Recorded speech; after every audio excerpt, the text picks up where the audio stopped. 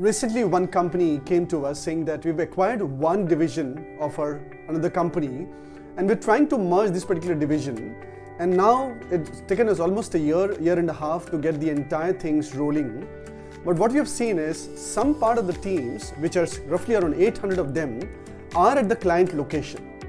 So the moment they're at the client location, the connect, the communication and the collaboration within this organization and their managers has weakened a lot. The ESAT score, which is the employee satisfaction score, is gone for a toss.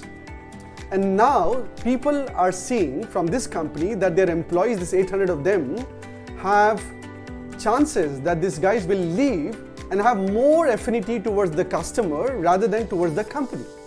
And they reached out to us saying, Solomon, this is a problem statement for us. The teams are just not connecting, not communicating, not collaborating, and they don't have any bond with the managers and bond with their leaders and with the organization.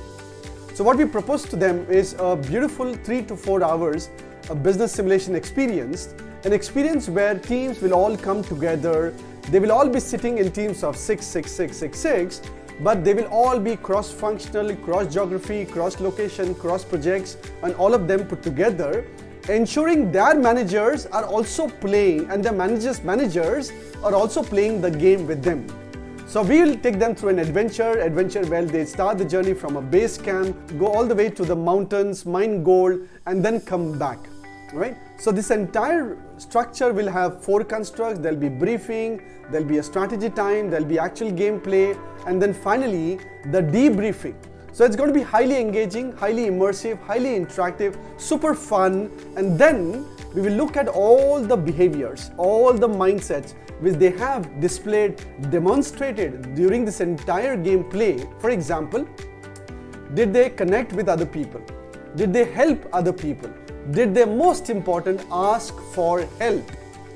Did they give freely resources, exchange resources with the other teams? Right? Were they really worried that the other teams are failing?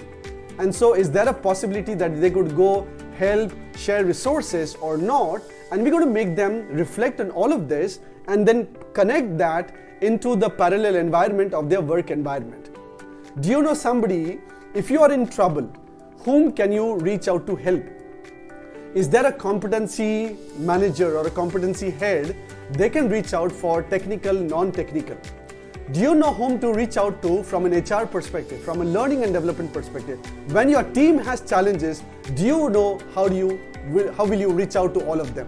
So all of this is going to be part of the debriefing, and I'm sure the ultimate objective of theirs is that how can teams bond with each other, connect with each other, communicate with each other, and then be a cohesive force to go and solve the business problem of the client.